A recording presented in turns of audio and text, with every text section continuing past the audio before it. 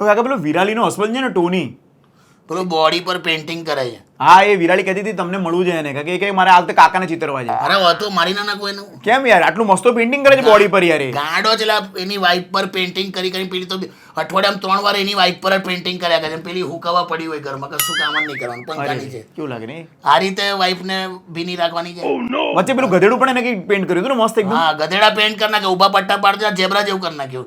તો સોસાયટીમાં જેબ્રા ફરતો એવું કરી નાખે. અને ગાંડો છે પેલા પાવાગઢ પાસે શિવરાજપુર પાસે પેલા દીપડા ફરે છે ને, હવે દીપડાને તો કેવું અહીંયા ડોટ હોય શરીરમાં, તેને બધી આમ લીટી પાડી પડી બધા ડોટ કનેક્ટ કરી નાખ્યા પછી અને લખ્યું connecting the dots by Rashmi Bansal. વાહ એટલે હું બંસલ એ ગાંડો છે, મારે નહીં, હું તો ઘરે જાઉં છું. હમણાં પેલા ઝુંપડપટ્ટીના છોકરાઓ નહીં બિચારા એકદમ કપડા વગર ફરતા હતા ને, તો એ લોકોને ચિત્ર્યા, કોકને વાઘ બનાવ્યો, કોકને સિંહ બનાવ્યો, કોકને હરણ બનાવ્યો, દોડા દોડી કરાવી નાખે ઝુંપડપટ્ટીમાં યાર. એ મારે ને હું જાઉં છું યાર. તમે શું ચિત્રાવશો? નાગ ચિત્રવું, સાપ ચિત્રવું, પછી એવો ડસું ને એને જ ડસીશ, એવી ફેણ કાઢીશ ને આમ. આર્ટિસ્ટ ચોમણી હોય તો તું ચિત્રાય રાફડા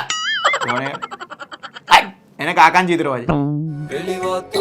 પેલી વાતો કિશોર કાકા કરે આજે પેલી વાતો.